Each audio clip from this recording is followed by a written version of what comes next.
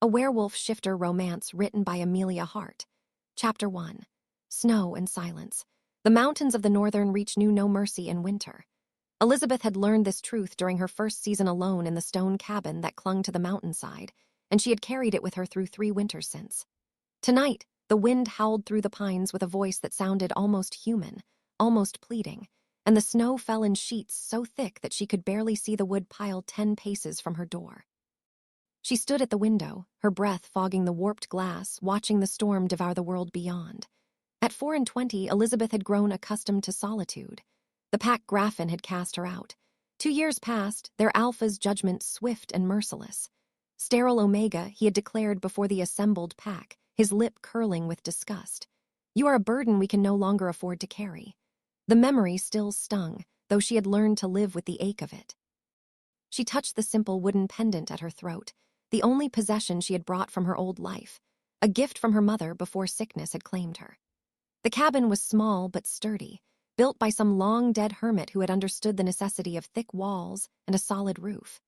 Elite had made it hers through 2 years of work, her hands growing calloused as she learned to chop wood, to repair the roof, to recognize which mountain herbs could be sold in the valley below for coin. The howling wind shifted, and beneath it, Elite heard something else, a sound so faint that at first she thought she had imagined it. She pressed her ear to the cold glass, her breath stilling in her lungs. There it was again, a cry thin and desperate, nearly swallowed by the storm. An animal, perhaps, a fox kit separated from its mother, or a young wolf lost in the blizzard. Elizabeth knew she should ignore it. The storm was too fierce, the darkness too complete. To venture out now would be madness. But the cry came again, and this time there was no mistaking it. That was no animal. That was a human child. Elizabeth's heart lurched. She grabbed her heaviest cloak from the peg by the door, wrapping it tight around her shoulders, and thrust her feet into her worn boots. The wind nearly tore the door from her hands when she opened it, driving snow into her face with stinging force. She pulled her hood low and stepped into the storm. The cold bit through her cloak immediately, finding every gap in the fabric. Elizabeth moved forward, one hand trailing along the rough stone wall of the cabin to keep her bearings. The cry came again, slightly to her left, deeper into the terrain. She pushed toward it, her boots sinking into snow that reached past her knees. The forest closed around her, the pine trees providing some shelter from the worst of the wind. Elizabeth's eyes had adjusted to the darkness, and the snow itself provided a dim illumination. She could see perhaps 20 paces ahead. No more. The crying grew louder. Not the wail of distress she had expected, but a rhythmic, exhausted sobbing that spoke of a child who had been crying for a very long time. Elizabeth quickened her pace, her heart hammering against her ribs. She found the basket beneath an ancient oak, its branches heavy with snow.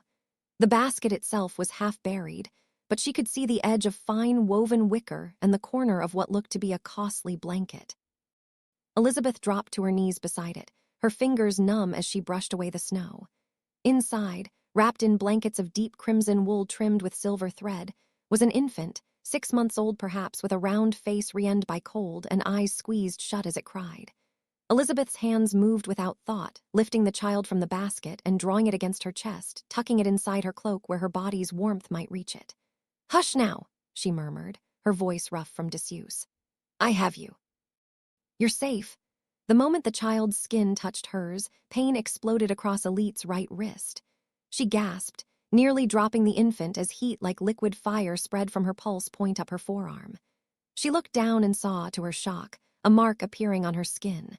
It glowed with an inner light, silver-white against her pale flesh, forming the shape of a crescent moon crossed by a sword, the royal mark. Elizabeth knew it from stories told around Passan's fires, tales of the Alpha King and his ancient bloodline. But such marks were not given lightly. They were bonds of protection, of destiny, appearing only when ordained by the moon goddess herself. The pain faded to a steady burn, and Elizabeth became aware that the child had stopped crying. She looked down to find a pair of light blue eyes staring up at her with an intensity that seemed impossible for one so young. The infant's tiny hand had curled around Elpath's finger, holding tight. Movement in the corner of her vision made Elizabeth turn. A few paces away, half hidden in the snow, was the body of a man. She recognized the royal livery immediately, the crimson and silver that marked him as one of the Alpha King's personal guard. He lay on his side, his hand still reaching toward the basket as though his final act had been to push it deeper into the shelter of the oak's roots. Elizabeth shifted the child to one arm and crawled closer to the fallen guard. His face was turned toward her, and even in death she could read the determination in his features. He had been a large man, broad-shouldered and strong, with a blonde beard and hair that was now matted with blood and ice. His armor bore the marks of savage combat. Deep gouges scored the metal, gouges that could only have been made by claws. Wolf claws, but larger than any natural beast. A shifter had killed him. Multiple shifters, judging by the number of wounds. Elizabeth's hands trembled as she searched the body. Protocol demanded she show respect, but necessity demanded answers. In the inner pocket of his cloak, she found a leather pouch. Inside was a folded piece of parchment, the edges stained with blood that had frozen in dark streaks.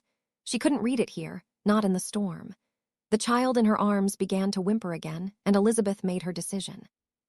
She would take both the infant and the guard's body back to her cabin. The dead deserved dignity, and she could not leave him to be buried by snow and forgotten. It took 3 trips. First, the child settled into a basket by her fire. Then the guard's body, which she dragged with great difficulty through the snow. Finally, she returned for the basket and its costly blankets, and for the guard's weapons and armor. By the time she had everything inside her cabin, Elizabeth was shaking with exhaustion and cold. She built up the fire until it roared in the hearth, then turned her attention to the child. The infant was a girl, she discovered, and appeared healthy despite her ordeal. Elizabeth heated water and used a soft cloth to clean the baby's face and hands, checking for injury. It was then that she noticed the medallion around the child's neck. It was small, clearly made to be worn by an infant, hanging from a delicate silver chain. The disc was engraved with a name, Rosalind, and beneath it, the seal of the Alpha King, the same crescent moon and sword that now marked Elizabeth's wrist. This was not just any noble's child. This was the Alpha King's daughter, the heir to the throne. Elizabeth sank into her chair, the weight of understanding settling over her shoulders. The mark on her wrist pulsed in time with her heartbeat, warm against her skin. She had heard tales of such marks, though she had never believed them to be more than legend. They appeared, it was said, when the moon goddess herself intervened in mortal affairs, when a protector was chosen for one of royal blood. But why her? Elizabeth was nothing. A rejected Omega with no pack, no family, no power. She couldn't even shift, her wolf silent within her since the day of her birth. Another reason for Pat Graffin's contempt. The baby Rosalind began to fuss again. Elizabeth lifted her carefully, rocking her with an awkwardness born of inexperience. She had never cared for an infant before, but as she held the child against her shoulder, Rosalind's cries quieted. The baby's breathing evened out, and within moments she had fallen asleep, her small body relaxing completely. The mark on Elizabeth's wrist flared warm, almost pleased. When Rosalind was settled in the basket lined with the royal blankets, Elizabeth finally allowed herself to examine the letter she had taken from the dead guard. She unfolded it carefully, smoothing out the frozen creases.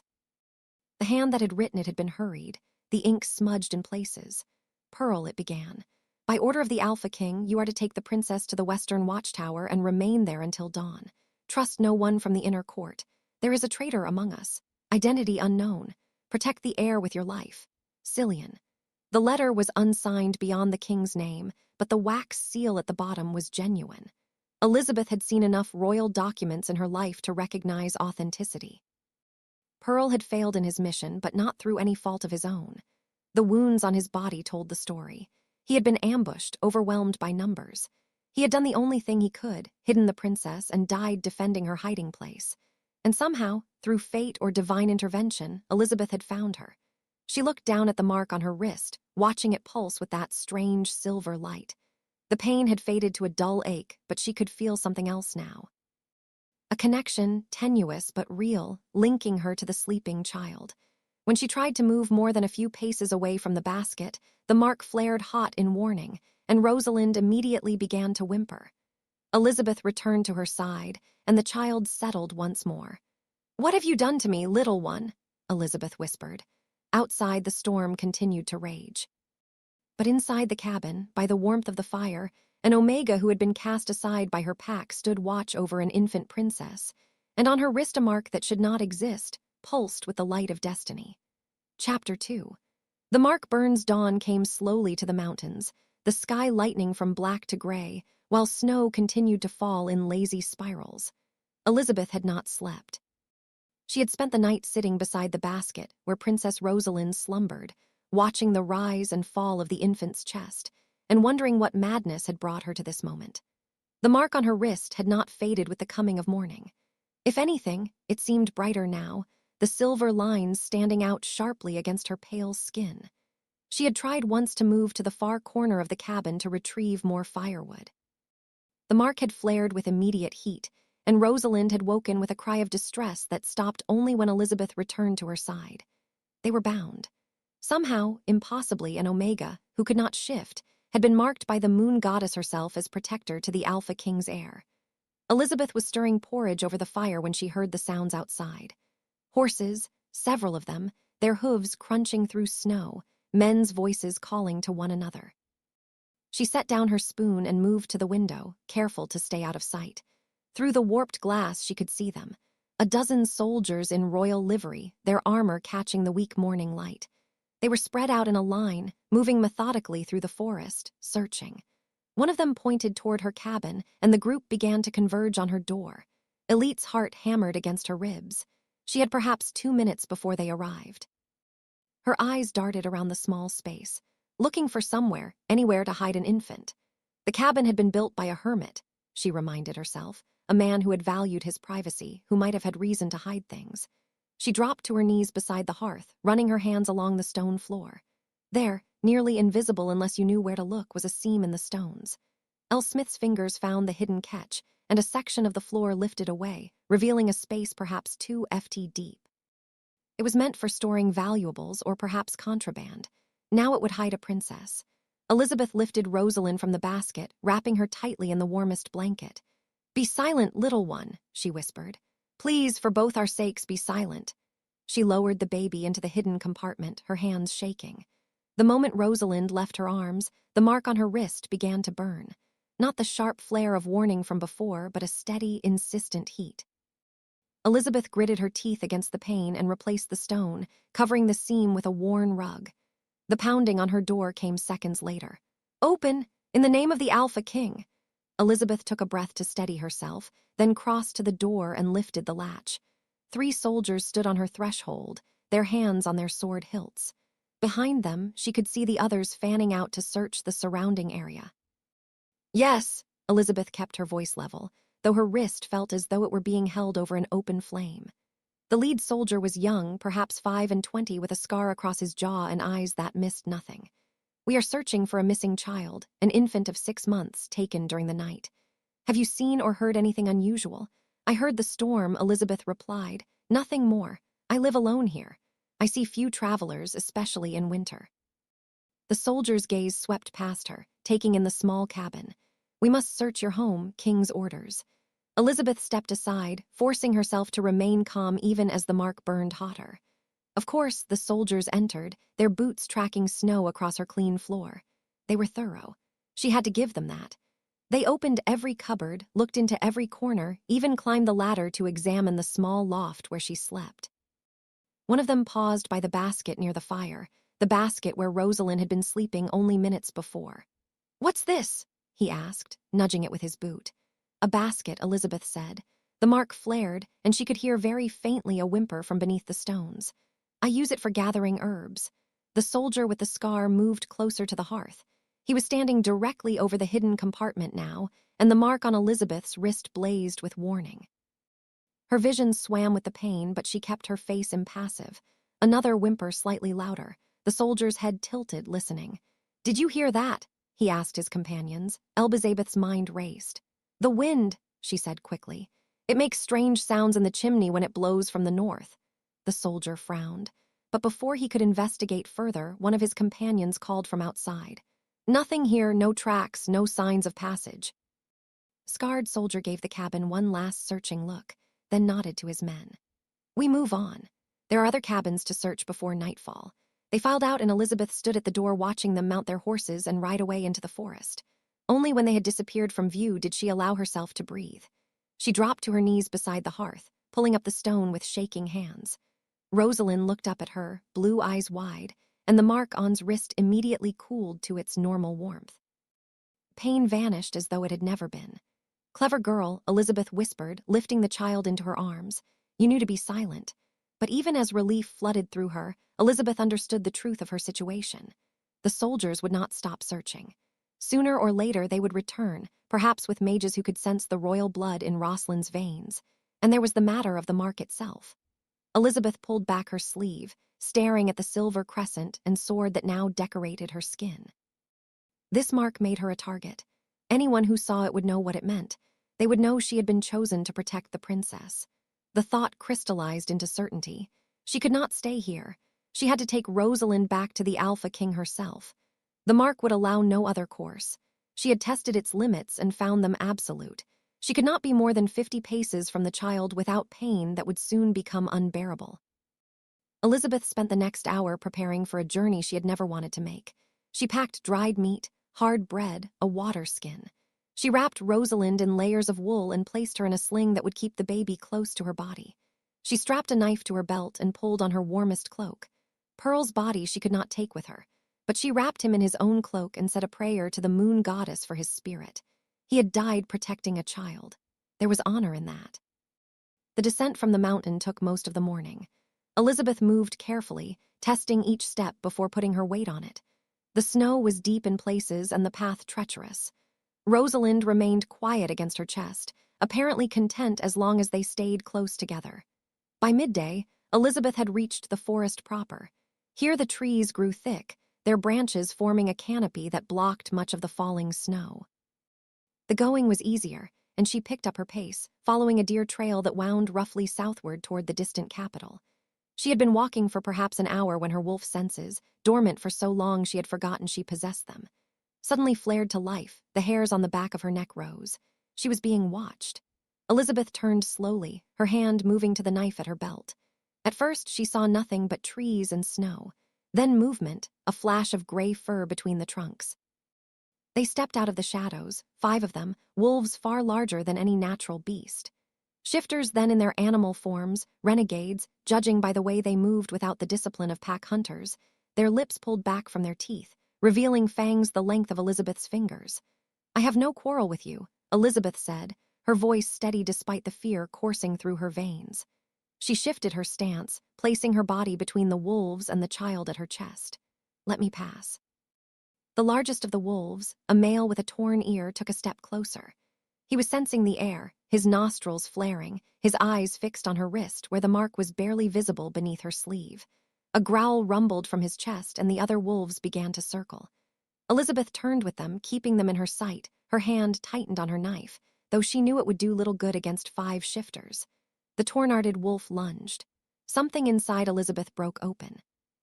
Not broke, she realized, distantly awakened. Her wolf, silent since birth, rose within her with a roar that existed only in her mind.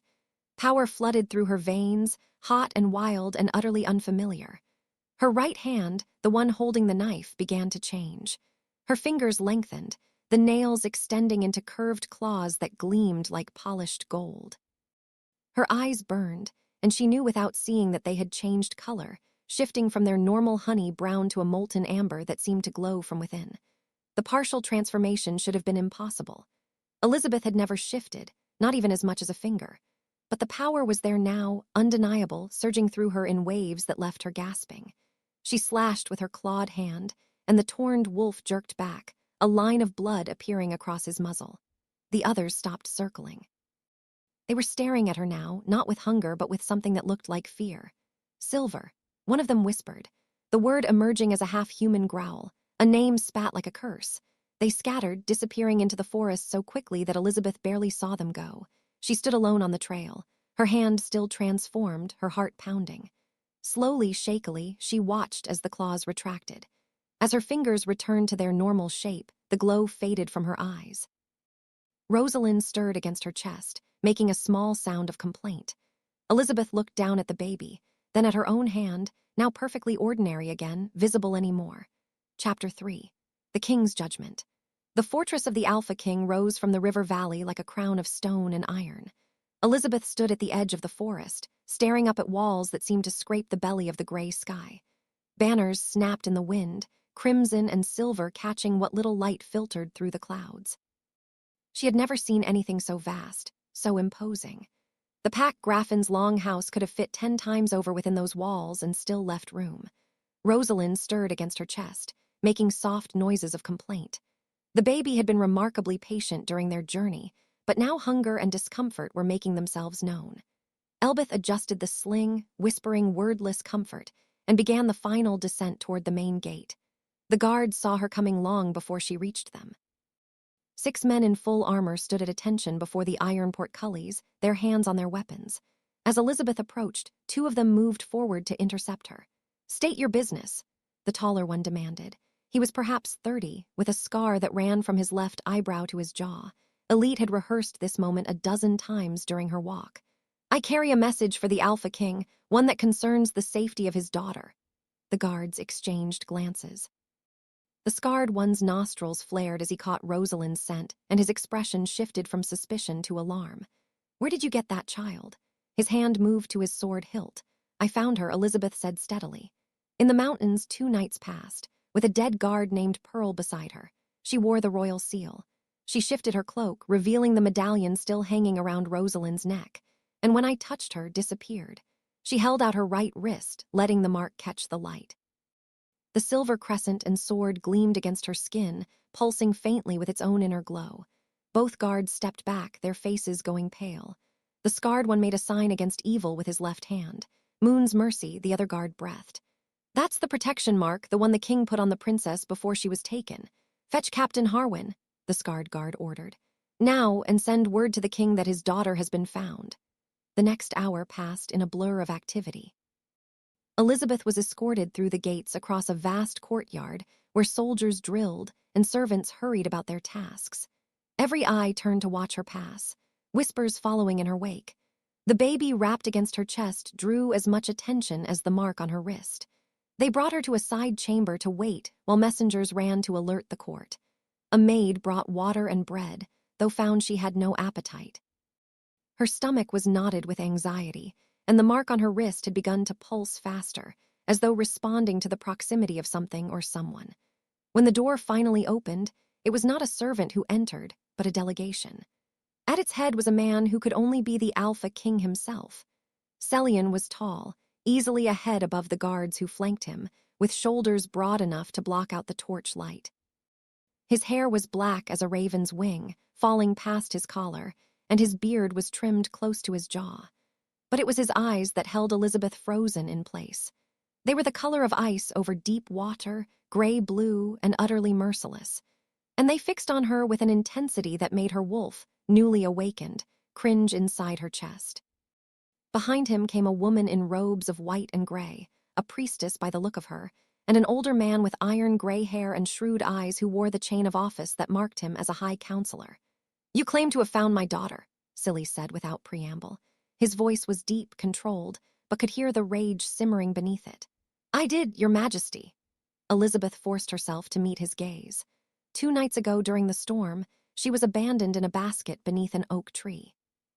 Your guard Pearl was dead nearby, killed by shifter claws. He died protecting her. She produced the blood-stained letter from her cloak and held it out.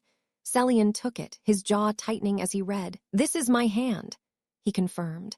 "I sent Pearl to take Rosalind to the Western Watchtower. We had intelligence of a threat, but the source was unclear." He looked up. "How did you come by the royal mark?" "I don't know," Elizabeth admitted. "The moment I lifted her from the basket, it appeared burned itself into my skin. Since then, I cannot be parted from her. If I move more than 50 paces away, the mark causes pain and the princess cries until I return." The counselor leaned forward. "A convenient story. How do we know you are not the very threat we feared?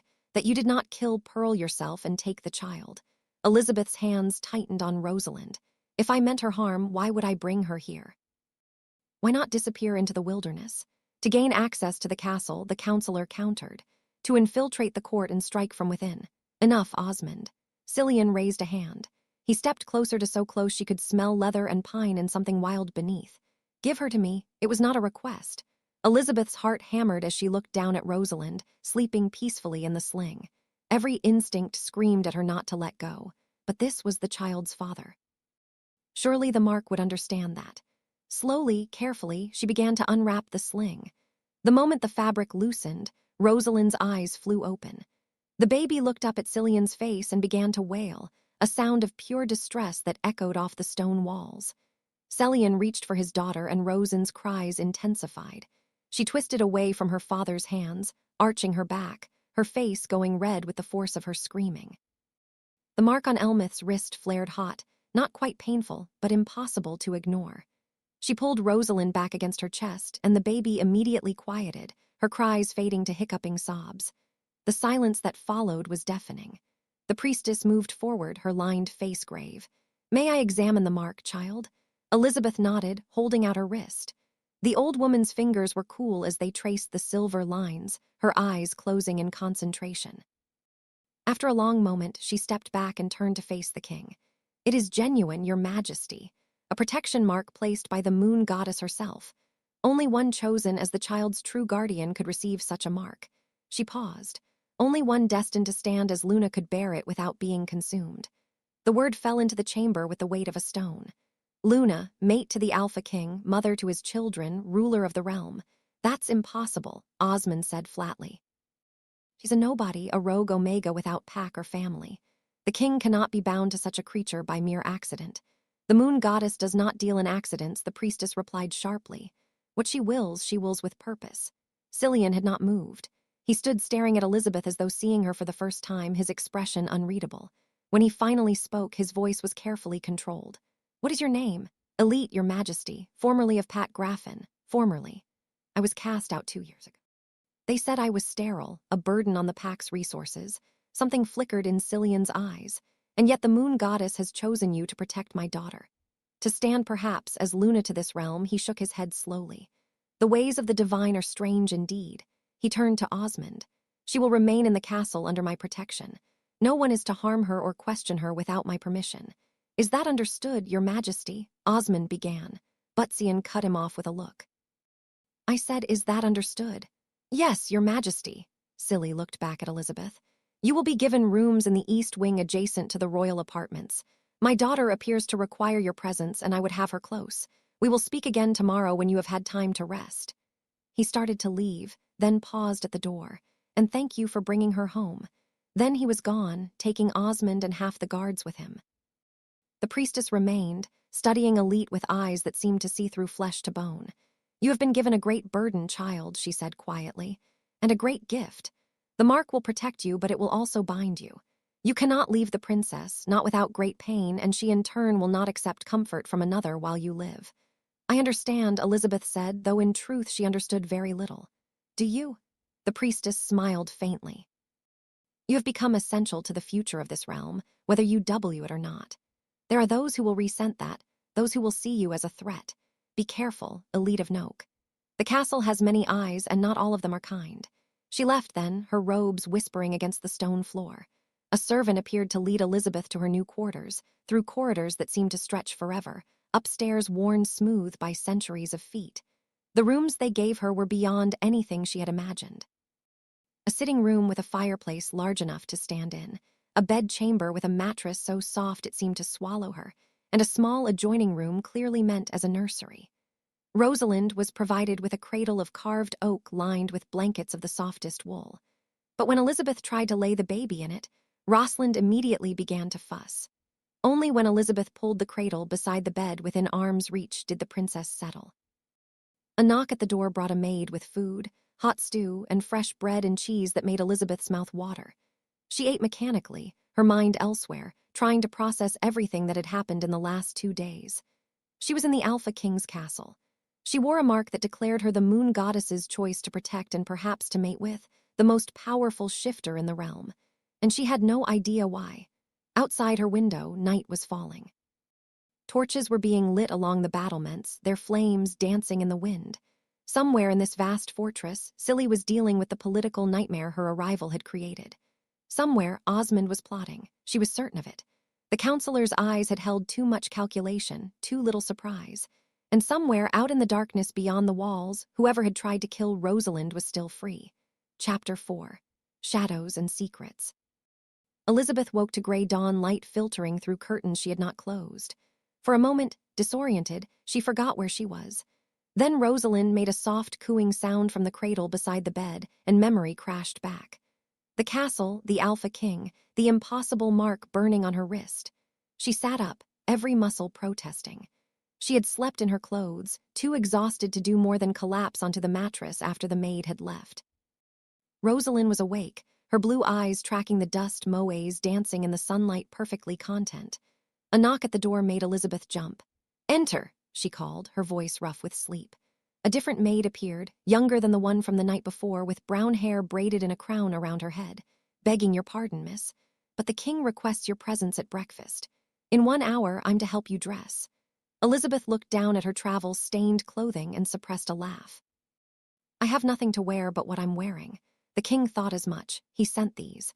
The maid gestured, and 2 more servants entered, carrying an armload of garments, dresses of wool and linen, shifts and stockings, even a pair of soft leather boots. They were the late queen's, miss. The king said, "You look to be of a size." The late queen, Cillian's mate, dead childbirth. Elite had heard the story even in the mountains. The entire realm had mourned. "That's very generous," Elite managed. She lifted Rosalind from the cradle, and the baby immediately grabbed a fistful of her hair. "But I can't leave the princess. The mark won't allow it." "The king knows, miss. You're to bring her." An hour later, Elizabeth found herself walking through corridors that seemed even more vast in daylight. Following a guard whose expression suggested he would rather be anywhere else, she wore a dress of deep green wool that fit reasonably well, though it was loose in the shoulders. Her hair, washed and braided by the efficient maid, hung down her back in a thick plait. Rosalind rode against her chest in a new sling of soft leather, wide awake and curious about her surroundings. The breakfast chamber was smaller than she had expected, a room with windows overlooking the river, and a table that could seat perhaps a dozen. Cillian was already there, along with Osmond, and 3 other men did not recognize. They all rose when she entered, a courtesy that made her deeply uncomfortable. "Elizabeth," Cillian gestured to a chair at his right hand. "Please sit, you must be hungry." She was desperately, but the sight of so much food made her stomach clench with nerves. Bread and cheese, cold meat and fruit, porridge sweetened with honey. She settled into the indicated chair, acutely aware of every eye on her. "These are members of my inner council." Cillian continued, nodding to the other men. "Lord Brennan, who commands my armies, Sir Hugh, my master of coin, and Father Aldrich, who serves as both priest and healer. You've met Osmond, my chief advisor." Elizabeth nodded to each in turn. Lord Brennan was perhaps 50 with iron gay hair and a soldier's bearing. Sir Hugh was younger, thin, and nervous-looking. Father Aldrich had kind eyes and weathered hands. "I've asked you here to discuss what happened," Cillian said, "and what must happen next." The attack on my daughter was clearly orchestrated by someone with knowledge of the castle and its routines. Someone who knew when and how Pearl would be moving her. "A traitor," Lord Brennan said bluntly. "In your own household, so it would seem." Cillian's jaw tightened. "We've been questioning everyone who had access to that information. So far, we found nothing." Osmond leaned forward. "With respect, Your Majesty, we should also be investigating how this woman came to receive the royal mark. It's unprecedented." Some would say impossible, and yet it happened. Cillian's voice held a warning edge. "The priestess confirmed its authenticity, unless you're questioning the moon goddess herself." "Of course not, Your Majesty. I merely suggest caution. We know nothing about this woman, her past, her loyalties, her intentions." "My intentions are to keep the princess alive," Elizabeth said, speaking for the first time. "That's all the mark allows me to do. I couldn't leave her if I wanted to." Osmond's eyes narrowed. "Convenient, is it?" Elizabeth met his gaze steadily. "I've lost my home, my freedom, and any hope of a normal life. The mark has bound me to a child I didn't ask for and a destiny I never wanted. If this is convenience, I'd hate to see what you consider a burden." Silence fell around the table. Then, unexpectedly, Lord Brennan laughed. "She has spirit, Your Majesty. I'll give her that." Cillian's expression remained unreadable, but something flickered in his eyes that might have been approval. "Elite will remain under my protection. No one is to question that. Our focus must be on finding the traitor before they strike again." The conversation turned to matters of security and investigation. Elizabeth half listened, her attention on Rosalind, who had begun to fuss. She needed feeding, and soon Elizabeth shifted uncomfortably, wondering how to excuse herself without causing offense. Cilly noticed. "You need to tend to her." "Yes, Your Majesty. The nursery adjoins your rooms." "Everything you need should be there. We'll continue this later." Elizabeth rose, grateful for the dismissal. But before she could leave, Father Aldrich stood as well. "If I might have a word, Your Majesty, about the mark." Cillian nodded, and the priest turned to Elizabeth. "I've been researching the royal protection marks. They're rare but not unheard of in our history. Always they appear when the realm is in great danger. When the moon goddess intervenes directly to preserve the bloodline." He paused. "There's more, though. The mark you bear is only half-formed." Elizabeth looked down at her wrist. The silver crescent and sword gleamed as always. "What do you mean?" "A complete protection mark includes a second element, a binding linking the protector not just to the child, but to the realm itself. It should appear within a fortnight of the first mark. When it does," he hesitated. "When it does, you will no longer be simply of no pack. You will be recognized by every shifter in the realm as Luna." Whether or not the formal ceremonies had been performed, the weight of his words settled over the table. Elizabeth felt dizzy, and it had nothing to do with hunger. "I see," she managed. "Thank you for the warning." She fled before anyone could say more, hurrying back through the corridors with Rosalind crying against her chest. A Luna. The moon goddess wanted her to be Luna to the Alpha King, to rule beside the most powerful shifter in the realm. It was absurd. It was impossible. It was apparently inevitable. Nursery was warm and well-stocked with everything needed to care for an infant. Elizabeth fed Rosalind, changed her, sang softly until the baby's eyes grew heavy. Only when the princess was asleep in her cradle did Elizabeth allow herself to sink into a chair, her head in her hands. She needed answers. She needed to understand why this was happening to her, why the moon goddess had chosen an outcast Omega for such a task, and she needed to learn more about the mark itself and what it meant. The castle had a library, the maid had mentioned. Perhaps there would be answers there. Elizabeth was making her way down a side corridor, Rosalind sleeping against her chest when she heard raised voices ahead. She slowed, recognizing Cillian's deep rumble and another voice she didn't know. "Cannot be serious about keeping that woman here. She's a nobody. A rogue with no credentials, no family, nothing to recommend her except a mark that could easily be a forgery. Enough." Cillian's voice cut through the protest. "The mark is genuine. The priestess confirmed it, and more importantly, my daughter confirmed it. Rosalind will not accept anyone else's care. Then we find a way to break the bond. There must be magic that can break a bond placed by the moon goddess herself. Are you mad?" A pause, then more quietly. "What if she's a plant? What if whoever took Rosalind arranged this whole thing sent her here to get close to you, to the court? I've considered that." Cillian sounded tired. "But to what end?" "If they wanted to kill Rosalind, they could have done so in the mountains. If they wanted to infiltrate the castle, there are easier ways. No, this feels like something else. Like fate. You don't believe in fate." "I didn't. I'm beginning to reconsider." Footsteps approached, and Elizabeth quickly ducked into a side chamber, her heart pounding. She waited until the voices faded before emerging. Shaken. They still suspected her. Of course they did. She was a stranger who had appeared from nowhere bearing the king's daughter. Trust would have to be earned if it could be earned at all. She found the library on the 3rd floor of the East Tower. A vast room lined floor to ceiling with books and scrolls. An elderly scholar looked up from his desk as she entered, his expression skeptical. "Can I help you? I'm looking for information about royal protection marks, their history, their meaning." The scholar's eyebrows rose.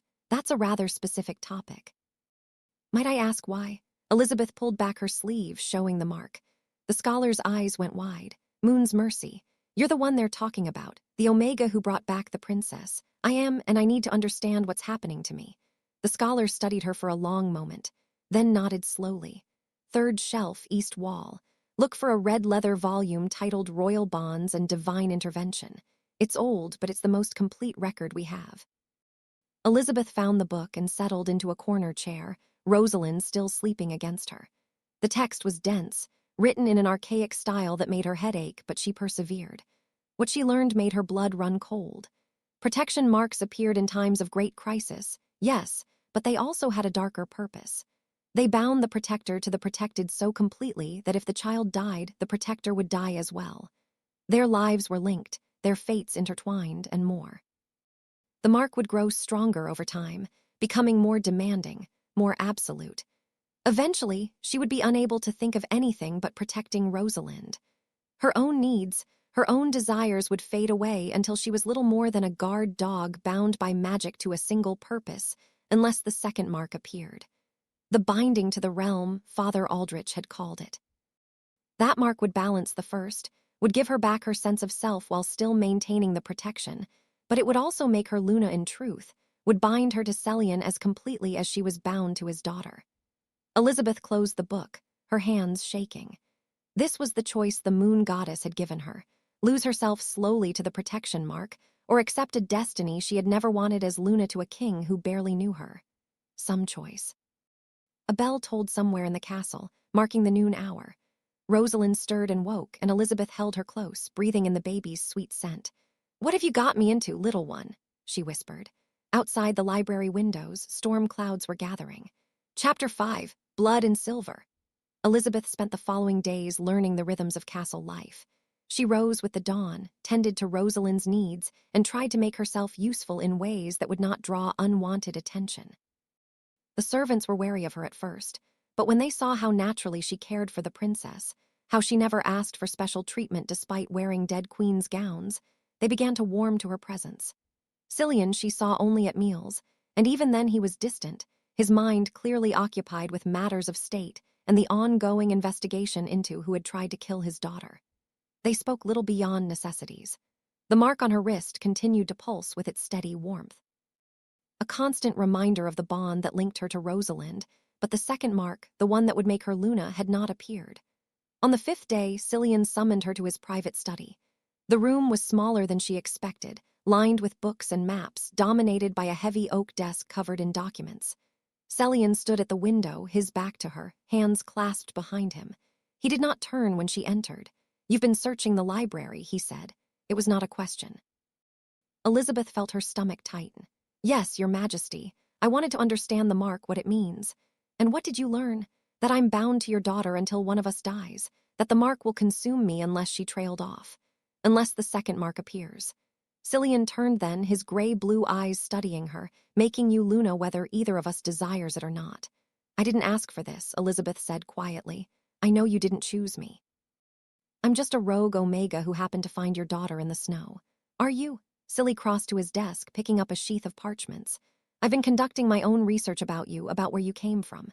Your pack rejected you as sterile, but that's clearly no longer true. You shifted partially, at least, when the renegades attacked you in the forest. My scouts found the evidence." Elizabeth's breath caught. She had hoped that incident had gone unnoticed. "I had never shifted before," she said. "Not once in 24 years. But when those wolves threatened Rosalind, something inside me woke up." "The protection mark can awaken dormant abilities," Celian said, "but it shouldn't create something from nothing, which led me to investigate your bloodline more thoroughly." He held up one of the documents. "Your mother's name was Catherine. She came from the Western Territories, from a family that kept largely to themselves. Your grandmother was named Serafina. I never knew my grandmother." "She died before I was born." "Yes, she did. In childbirth, actually, delivering your mother. But before that, Serafina had another name. Serafina of House Silver Blood." The name meant nothing to Elizabeth for a moment, then memory stirred. Fragments of old stories heard around packfires: House Silver Blood, the Silver lineage, the ancient royal family that had been wiped out 3 generations ago in a massacre, their bloodline extinguished, their power scattered. "That's impossible," Elizabeth whispered. "Is it? The timing fits. Serafina would have been a young woman when the massacre occurred, young enough to escape, to hide, to change her name and disappear into obscurity. She married a common pack member, had a daughter, died young. Your mother inherited nothing but the dormant blood, passed it to you." Silly set the documents down. "You're not just any Omega elite. You're the last living descendant of House Silver Blood, a princess of the old blood." Elizabeth sank into a chair, her legs suddenly unable to support her. "But I can't be. I'm nobody. I was cast out, rejected, because your pack sensed something in you that didn't fit their understanding of hierarchy. Silver wolves don't follow the usual rules. They exist outside the pack structure, answer only to the moon goddess herself." Celian's expression softened slightly. "The mark chose you because you were always meant for this. Your blood recognized Rosalind's, knew her for the true heir, and called to the moon goddess for protection. The renegades in the forest," Elizabeth said slowly, "they called me Silver. They recognized what your own pack could not." Elizabeth looked down at her wrist at the mark that had changed her life. "What does this mean?" "It means the prophecy was true. There's an old text forbidden kept in the vault below the castle. It speaks of a time when the realm would face its greatest danger. When a traitor would rise from within, and only the union of 2 royal bloodlines could save the kingdom. My line and the silver line joined through bonds of protection and destiny. Cillian moved closer. The moon goddess has been planning this for generations. Elite, we are not accidents. We are instruments of her will. Before Elizabeth could respond, a commotion erupted in the corridor outside. Shouting, running feet, the clash of steel. Cillian's hand went to his sword as the door burst open. Lord Brennan stood there, blood streaming from a cut on his temple, his armor dented. Your Majesty, we're under attack. Renegades, dozens of them, breached the outer wall. They're fighting their way toward the royal wing. Cilly was moving before Brennan finished speaking. Get the princess to the safe room. Now clutched Rosalind tighter, the baby waking with a cry at the sudden noise. Where? The nursery. There's a hidden door behind the wardrobe. Take her there and don't come out until I come for you personally. Cilly eyes met hers. Can you fight? I don't know, I've never. Your instincts will guide you if it comes to that. But your first duty is to protect Rosalind. Everything else is secondary. He was gone then, sword drawn, running toward the sounds of battle. Brennan gestured urgently. This way. Hurry. Elite ran, following the Lord Commander through corridors that suddenly seemed like a maze. Behind them, the sounds of fighting grew louder. Screams, snarls, the meaty thud of bodies hitting stone. Her heart hammered against her ribs, and Rosalind wailed in terror. They reached the nursery just as a group of 3 renegades rounded the corner behind them. Wolves in half-shifted form, their faces elongated, fangs bared, eyes glowing with bloodlust. Brennan pushed Elizabeth toward the wardrobe. Go, I'll hold them. You can't fight 3 alone. Go. Elizabeth yanked open the wardrobe, found the hidden latch Cilly had described. A section of the back panel swung inward, revealing a narrow passage lit by a single torch. She ducked inside just as Brennan engaged the first attacker. The passage was barely wide enough for her shoulders. She moved as quickly as she dared, one hand supporting Rosalind, the other trailing along the damp stone wall for balance. Behind her, the sounds of combat echoed, then cut off abruptly. Either Brennan had won or he was dead. The passage ended in a small chamber, perhaps 10 ft square, furnished with a cot, a barrel of water, and shelves stocked with preserved food. A safe room meant to withstand a siege. Elizabeth set Rosalind down on the cot, her hands shaking. The mark on her wrist was burning now, not with pain but with urgency. Warning, danger close. Footsteps in the passage. Heavy, uneven, not the measured tread of a guard or lord. Elite grabbed the torch from its bracket, the only weapon available, and placed herself between the entrance and the cot where Rosalind lay. A figure emerged from the passage. Not one of the renegades, but Osmond, his fine robes torn, blood on his hands. His eyes found her, and something cold and calculating flickered in their depths. Thank the moon, he said, breathing hard. I was looking for you. The castle is breached. We must get the princess to safety. But his gaze kept sliding to Rosalind, and the mark on Elizabeth's wrist flared hot in warning. How did you know about this passage? Elizabeth asked, not lowering the torch. I am the king's advisor. I know all the castle's secrets. Osmond stepped fully into the room. Come, child, we haven't much time. The king told me not to leave until he came for me personally. The king may be dead for all we know. If the renegades take this room, they'll kill you both. Osmond extended his hand. Trust me. But the mark was screaming now, silver light pulsing from her wrist, and Elmeth remembered what Cillian had said. Your first duty is to protect Rosalind. Everything else is secondary. No, she said. Osmond's expression shifted, the mask of concern dropping away to reveal something hard and merciless beneath. I was hoping you would be sensible. Unfortunately, I can't allow you to interfere. He moved faster than she expected, lunging for Rosalind. Elizabeth swung the torch, catching him across the shoulder. He snarled, his form rippling, beginning to shift, and Elizabeth felt her own wolf surge forward in response. Not the partial transformation from before, but something deeper, more complete. Power flooded through her, silver and ancient, drowning out thought and fear. Her bones reshaped. Her skin erupted in fur that gleamed like moonlight on snow. For the first time in her life, Elizabeth shifted fully, and the wolf that emerged was not brown or gray or black like common shifters. She was silver from nose to tail, eyes burning gold, larger than any normal wolf had a right to be. Osmond froze, his own transformation halting midship. Impossible. The silver line is dead. Elite's wolf snarled, and the sound echoed with ancient authority. She placed herself between Osmond and the cot, every muscle coiled to spring. The advisor stared at her for a long moment, calculation warring with fury in his eyes. Then he backed away, shifting fully human again. "This changes things," he said softly, "but not the outcome. You'll learn that soon." He turned and disappeared back into the passage, moving with unnatural speed. Elizabeth held her shifted form for several minutes longer, listening for any sign of pursuit. When none came, she let the transformation ebb, returning to her human shape with a gasp.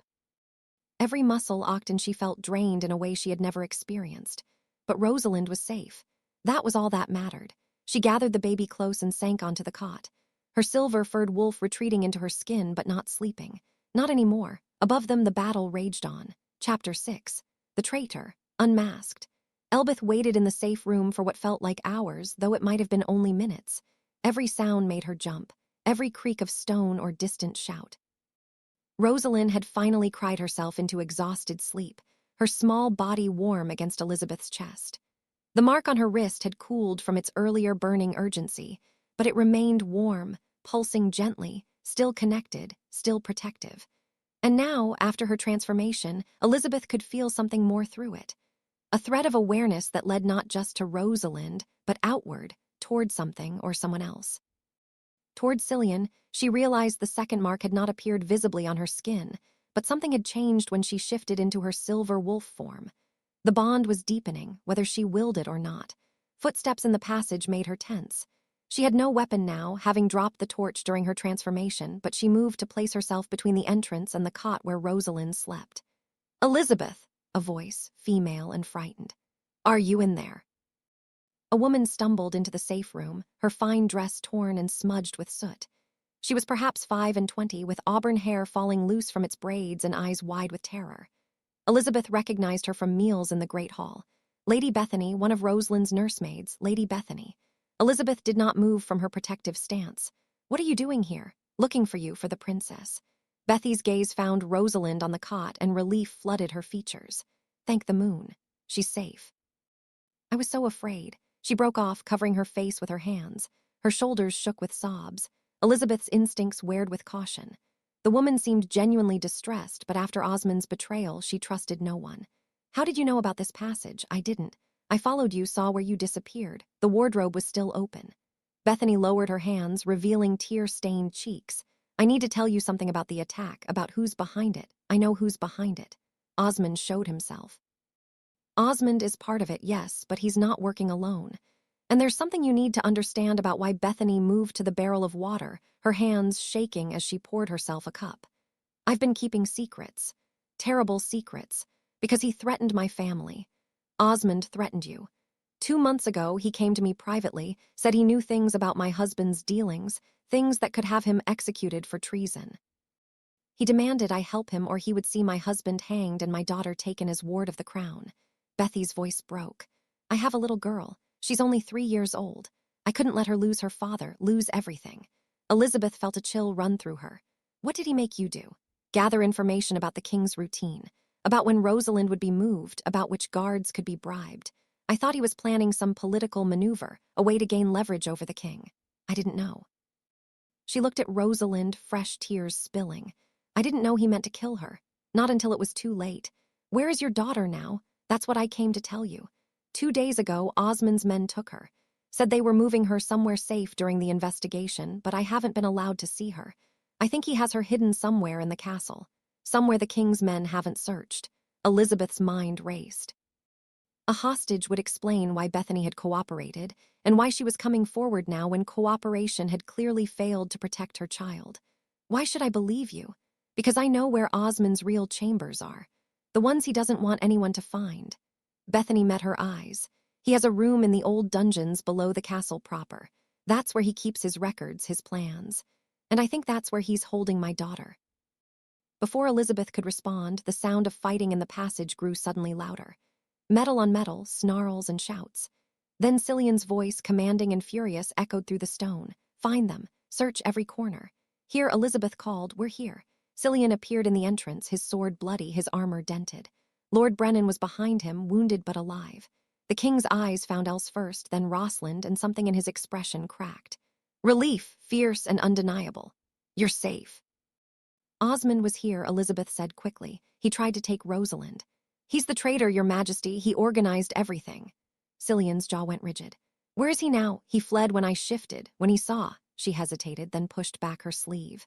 The mark on her wrist was glowing brighter than before, the silver light pulsing in time with her heartbeat. And there, just above it, a second mark was beginning to form, not complete yet, but visible, a circle of thorns surrounding a crown. The mark of the realm, the mark of a Luna. Cillian stared at it, then at her face. You transformed fully. Yes, my wolf is silver like the old bloodline, then the prophecy is complete. He looked at Brennan. Find Osmond. Search the entire castle. I want him alive, your majesty. Bethany spoke up, her voice trembling. I know where he might be, but first, please, he has my daughter, a little girl only 3. He's been using her to force my cooperation. I'll tell you everything, help you find him. But please save my child first. Cilly studied her for a long moment, then nodded. Show us. They made their way through the castle, a grim procession. Cilly led, sword still drawn, with Brennan and 4 guards flanking them. Bethany guided them down, past the main dungeons where common prisoners were held, to a staircase so old and worn that wondered if anyone had used it in decades. The air grew cold and damp, heavy with the smell of stone and age. Bethany stopped before a door that looked like all the others lining the corridor, unremarkable and apparently unused. Here, this is where I saw him go late at night when he thought no one was watching. Brennan tried the handle. Locked. He stepped back and 2 guards moved forward with a battering ram. 3 strikes and the door splintered inward. The room beyond was larger than expected and fitted out as a study. A desk dominated one wall, covered in documents and maps. Shelves held books that looked ancient and forbidden, and in the corner behind a curtain was a small pallet where a child lay sleeping. Bethany rushed forward with a cry, gathering the little girl into her arms. The child woke, confused and frightened but unheard. Cilly moved to the desk, his eyes scanning the documents. His expression grew darker with each page he read. He's been planning this for 30 years, he said quietly, since before I was born, since before my father took the throne. He held up a journal, its pages yellow with age. Osmond orchestrated the massacre of House Silver Blood. He was a young commander then, ambitious and ruthless. He convinced my grandfather that the Silver Line posed a threat, that their power rivaled our own, and when the order came down to eliminate them, he carried it out personally. Elizabeth felt cold spread through her chest. Why? Because he wanted to control who sat the throne. He thought with the Silver Line gone, he could manipulate events, place puppets in power, rule from the shadows. Silly hands tightened on the journal. But the prophecy said the 2 bloodlines must unite to save the realm. By destroying one, he thought he was securing his own power. Instead, he set in motion the very thing he feared. He created the need for someone like me, Elizabeth said slowly. Someone with silver blood who could bond with your heir. Yes. And now that you've appeared, now that the marks have formed, he has no choice but to try to kill you both before the prophecy can be fulfilled. Cilly looked at Brennan. Triple the guard on the royal wing. No one enters or leaves without my personal authorization. And find Osmond. I don't care if you have to tear the castle apart stone by stone, your majesty. Bethany had settled her daughter against her shoulder, but her face was pale with guilt. I helped him. I provided information that led to the attack. I should be executed. You were coerced through threats to your child, Selenian said, and you've come forward now when it mattered most. You'll be confined to your quarters during the investigation, but I will not punish a mother for protecting her daughter. Relief and shame wore on Bethy's face. Guards escorted her and the child away, and Elizabeth found herself alone with Cillian and Brennan in Osmond's hidden study. He'll try again, Elizabeth said. As long as he's free, he'll keep trying. I know. Silly eyes met hers, and she saw the wolf looking back. Not human reason, but primal determination, which is why we're going to find him tonight. And when we do, I will end this permanently. He said something before he ran. Elizabeth remembered. He said this changed things, but not the outcome, like he had another plan already in motion. Cilly and Brennan exchanged dark glances. The old dungeons have more than one secret. Brennan said there are passages that lead outside the castle walls. If he's fled, then he'll gather more forces and return. Cilly sheathed his sword with a decisive snap. We end this now. Brennan, take the search outside. I'll check the lower passages. Alone, your majesty, I'm never alone. Cilly looked at Elizabeth. Can you fight, truly fight if it comes to it? Elizabeth thought of her silver wolf, of the power that had surged through her when Osmond threatened Rosalind. Yes, I think I can. Then come with me. Rosalind will be safe with Brennan's men guarding her. But I need you with me. The mark connects us now. And where I go, you should follow. It was not quite a command, not quite a request. It was simple truth spoken by a man who was beginning to understand that their fates were bound together far more thoroughly than either had anticipated.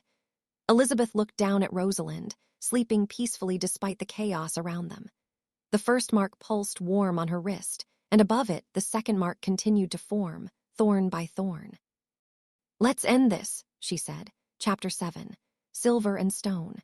The lower passages beneath the castle were older than the fortress above, carved from living rock by hands long dead. Torchlight flickered against damp walls, casting shadows that seemed to move with intent. Elizabeth followed Cian through corridors that twisted and branched, a maze designed to confuse invaders or trap them in the dark. "These tunnels were built during the First Wars," Celian said, his voice low. "When the realm was still young and the royal houses fought for dominance. My ancestors used them to move troops unseen, to launch surprise attacks, to escape when the castle fell under siege. How do you know which way to go? I was taught the paths as a boy.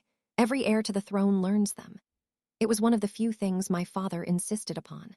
Something bitter entered his voice. He said, "A king must always have an escape route, must always be ready to abandon his people to save himself." Elizabeth caught the edge in his words. "You disagreed. A king who runs is no king at all." Cian paused at an intersection, listening. The mark on Elizabeth's wrist pulsed warm, responding to his nearness. She could feel his wolf now, prowling just beneath his skin, alert and hunting. Her own wolf stirred in answer, silver and restless. They moved deeper, the air growing colder. Water dripped somewhere in the darkness, a steady rhythm that echoed off stone. Then heard it, voices, faint but distinct coming from ahead. Celian raised a hand, signaling silence. They crept forward, keeping to the shadows, until they reached a natural cavern that opened off the main passage. A dozen men stood within, renegades by the look of them, armed and armored. And at their center stood Osmond, no longer wearing the robes of a royal advisor, but leather and mail suited for battle. Fooled to think he can stop what's already in motion. Osmond was saying, "The castle is in chaos. Half the guard is searching for us while the other half protects that cursed child. By dawn, we'll have reinforcements from the northern packs. They've been waiting for this moment, the signal that the silver line has returned. And if the girl completes her transformation," one of the renegades asked, "if she becomes full Luna, then we kill her before that happens. The marks are still forming. She's vulnerable." Osmond's expression hardened. "I spent 30 years ensuring the silver bloodline was extinct. I will not let one surviving whelp undo everything I've built." Elizabeth felt rage kindle in her chest, hot and fierce. This man had murdered her family, destroyed her bloodline, all for power he had never earned and had no right to claim. Celian's hand found her wrist, his fingers closing over the marks. "Wait," he breathed. "We need to know their full plan." But Osmond was turning, his nostrils flaring. "We're not alone. Someone's listening." The renegades drew weapons, moving with the coordinated grace of trained soldiers. Celian swore and stepped into the cavern, sword already in hand. "Your treason ends tonight, Osmond." The advisor smiled, cold and merciless. "Does it? I think not. You came alone, Your Majesty. Foolish, but I suppose that's what happens when a king is distracted by a pretty face and an inconvenient prophecy." "He's not alone," Elizabeth said, stepping out beside Celian. The mark on her wrist blazed silver, and she felt her wolf surge forward, demanding release. Osmond's eyes fixed on her, calculation flickering in their depths. The silver whelp, how convenient. "I was going to hunt you down, but you've saved me the trouble." "You talk too much," Celian said, and lunged. The cavern erupted into violence. Celian moved with brutal efficiency, his sword a blur of steel as he engaged 3 renegades at once. But the others were converging on Elite, and Osmond was shifting, his form rippling as fur burst through skin. Elizabeth let her wolf free. The transformation was faster this time, smoother, as though her body remembered the shape. Silver fur cascaded across her skin, her bones reshaping, her senses exploding into sharper focus. She met the first attacker head-on, her jaws closing on his arm, her weight driving him to the ground. Blood filled her mouth, hot and metallic. Another renegade lunged at her back. She twisted, claws raking across his chest, and he fell with a howl. Across the cavern, Cian fought with terrifying grace, but he was outnumbered. One of the renegades landed a blow that sent him staggering, blood streaming from a gash across his ribs. Elite's wolf snarled, protective fury overwhelming conscious thought. She launched herself at Cian's attacker, silver and fury, driving him away from her mate. thought settled into her mind with absolute certainty. Not just the king she was bound to by prophecy, but hers. Her wolf had claimed him and would destroy anything that threatened him. Osmond's shifted form was massive. Brown fur shot through with gray teeth like daggers. He circled her, looking for an opening. You're young, untrained. The silver blood means nothing without the skill to use it. Maybe. Elizabeth growled, her voice halfway between human and wolf. But I have something you don't, a reason to fight. She feinted left, then struck right, her claws finding the soft flesh beneath his jaw. Osmond jerked back, blood spattering stone, his eyes wide with shock. Elizabeth pressed her advantage, driving him backward. Around them, the battle was turning. Cillian had cut down 2 more renegades, and the survivors were beginning to realize they were overmatched. Osmond shifted back to human form, breathing hard, blood streaming from the wounds on his throat. This changes nothing. Even if you kill me, there are others. The conspiracy goes deeper than one advisor. Then we'll root them out, Cilly said, appearing at Elite's side. His sword was leveled at Osmond's chest one by one until every traitor hangs. You can't win. The realm is fracturing. The Pax no longer trust the crown. My death will only the confession died as Cillian's blade struck, driven by fury and justice in equal measure. Osmond fell, his expression frozen in surprise, and the remaining renegades broke, fleeing into the dark passages. Elizabeth shifted back to human form, suddenly exhausted, and would have fallen if Cilly had not caught her. His arms were solid, warm despite the cold air, and she leaned into his strength. Are you hurt? His hands moved over her, checking for injuries. No, tired but whole. She looked up at him at the concern etched across his features. You're wounded. It's nothing. Brennan will have healers waiting above, but he did not let her go. You saved my life. You saved mine first. In the safe room, when you came looking for us, Elizabeth touched his face, her fingers gentle against his bearded jaw. We're bound, Cilly. Not just by prophecy or marks, but by choice. I choose this. I choose you. Something cracked in his expression, the careful control he had maintained since they met fracturing to reveal the man beneath. I didn't want this. Didn't want to be forced into another bond by divine mandate. But watching you fight, seeing your courage, he shook his head. The moon goddess chose well. Better than I deserved. We both deserve happiness. Elizabeth said softly, even if we have to fight for it. Above them in the castle proper, bells began to ring. Victory bells, announcing that the traitor had been found and defeated. Cilly helped to her feet, and together they made their way back through the passages, following the path of torch light that Brennan's men had lit. When they emerged into the great hall, the assembled court fell silent, staring at their blood-stained king and the silver-marked woman at his side. Brennan stepped forward, taking in their condition with a soldier's eye. Osmond dead, Cilly confirmed along with 6 of his conspirators. The rest fled. Find them. I want every traitor brought to justice. Your Majesty. The priestess appeared, moving through the crowd with surprising speed for one so old. Her eyes found Elbath's wrist, and a smile crossed her weathered face. The second mark is complete. Look, Elite raised her arm, where before only the first mark had fully shone. Now both marks gleamed silver against her skin. The crescent moon in sword of protection, and above it the crown wreathed in thorns. The mark of the realm, the mark of a Luna. The priestess turned to address the assembled court. By the will of the moon goddess, the prophecy is fulfilled. 2 royal bloodlines united to save the realm. I present to you Lunath of House Silverblood, protector of the air and mate to the Alpha King. The court erupted into noise. Some voices raised in celebration, others in protest.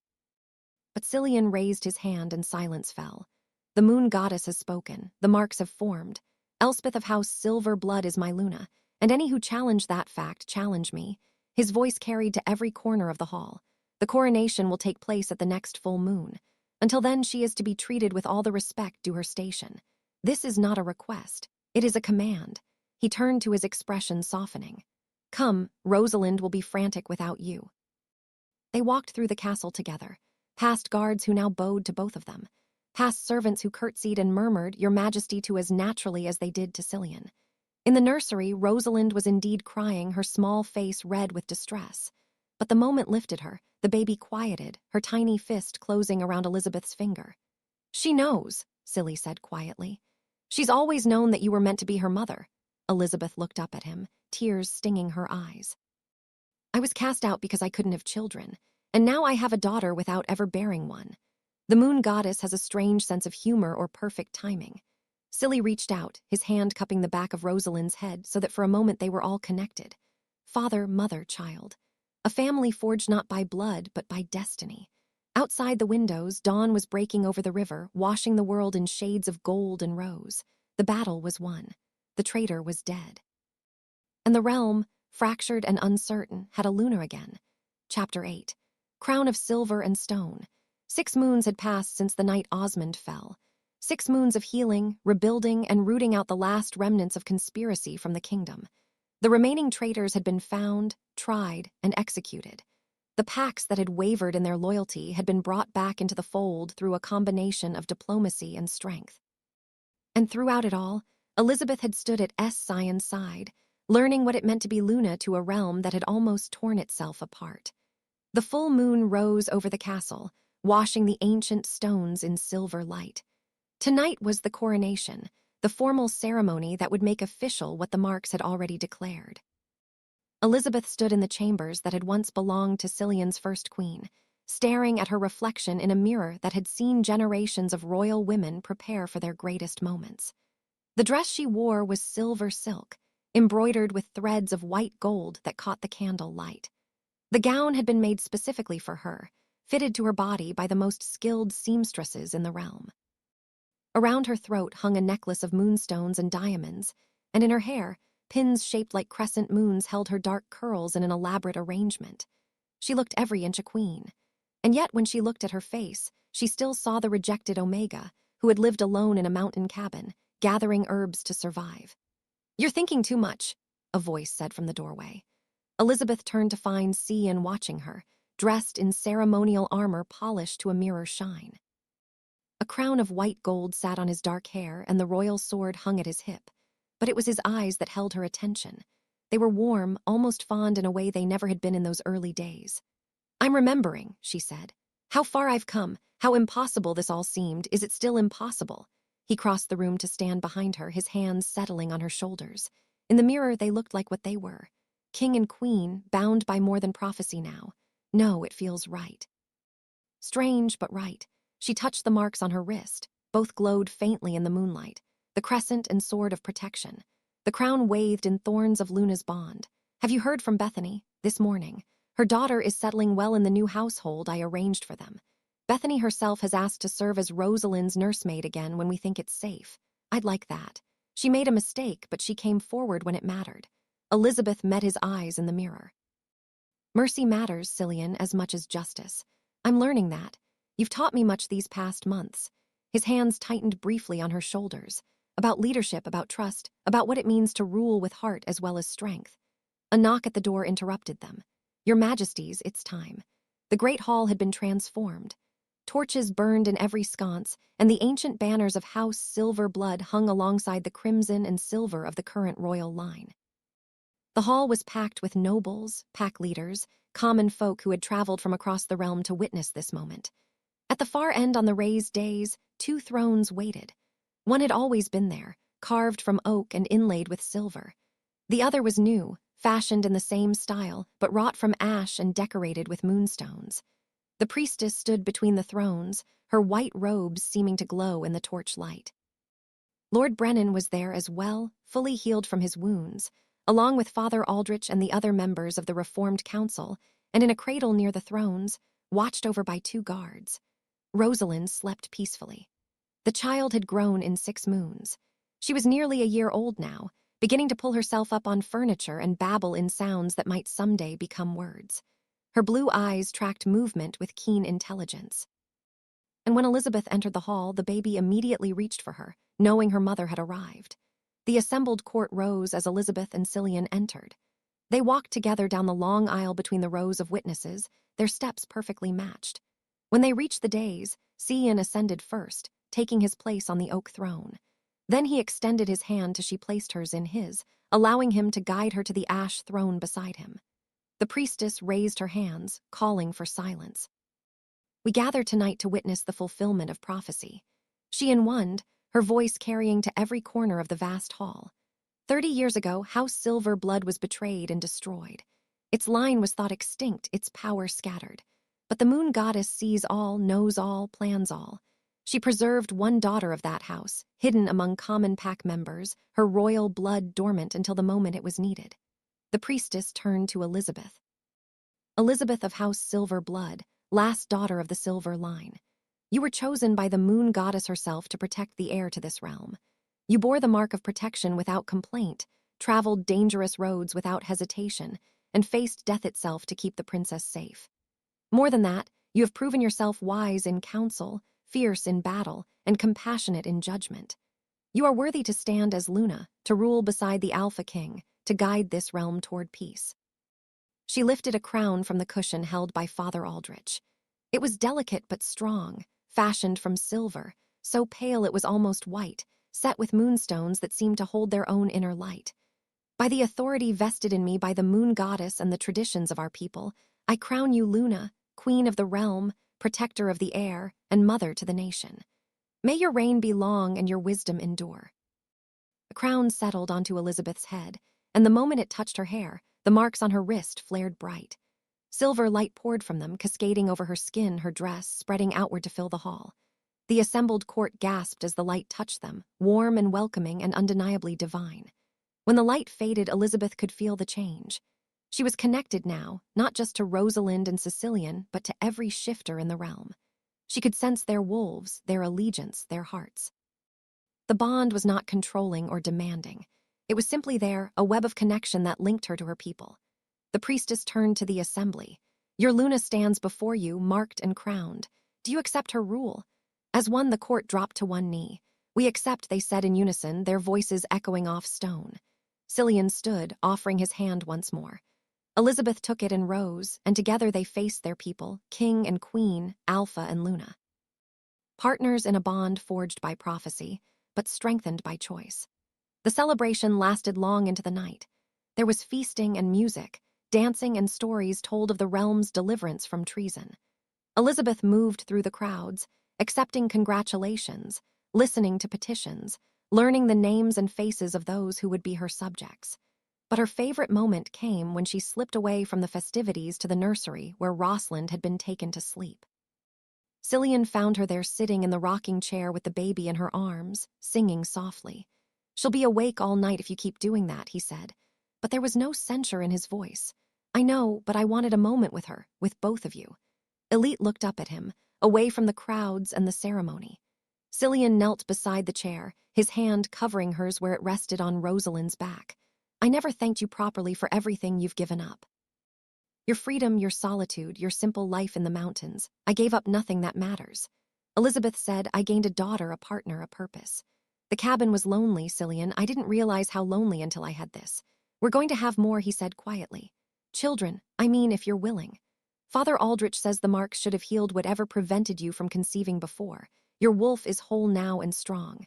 Elpath felt warmth bloom in her chest. I'd like that. A sibling for Rosalind, maybe 2 or 3. Silly suggested, and she laughed softly. Let's start with one and see how we manage. They sat in comfortable silence for a while, watching Rosalind sleep.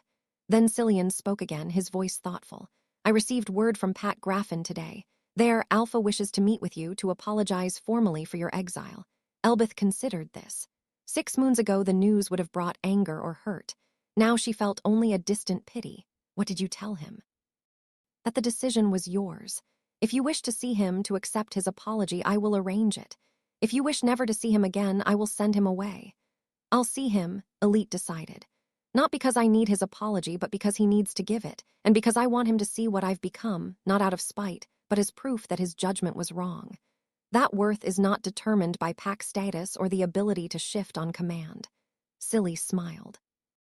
That rare, genuine expression that transformed his severe features, spoken like a true queen. Later, when Rosalind had been settled in her cradle, and the celebrations below had finally quieted, Elizabeth and Cillian stood on the balcony of the royal chambers, looking out over the river valley. Snow was beginning to fall, the first of the winter season, dusting the world in white. Do you remember the night you found her? Silly asked, his arm around Elizabeth's waist, in the snow beneath the oak tree. I remember thinking my life was over, that I would die in that storm or be killed by whoever had left a royal baby to freeze. Elizabeth leaned into his warmth. I never imagined it was actually a beginning. The moon goddess works in mysterious ways. She does. Elizabeth touched her belly where new life had just begun to form. She had not told Silly yet. The pregnancy was barely 2 moons along, too early to be certain. But she knew, her wolf knew, and she would tell him soon when the time was right. For now, it was enough to stand here with him, watching snow fall on their kingdom, knowing that Rosalind slept safe in the nursery and that the marks on her wrist no longer burned with urgency, but glowed with quiet contentment. She had been cast out as worthless. She had been chosen as essential. And in the end, both had been necessary to bring her here, to this moment, to this life she had never dared to dream of. The snow continued to fall, covering the world in silver and white, and somewhere in the mountains, in a cabin that had once been her only refuge. Wild flowers would bloom again come spring, but would not be there to see them. She had new gardens to tend now, a new home to protect, and a future bright with possibilities she was only beginning to imagine. The mark of the moon goddess gleamed on her wrist, a reminder of destiny fulfilled and promises kept, and high above, the full moon watched over the realm. Its light blessing the Luna, who had risen from nothing to become everything her people needed. The end.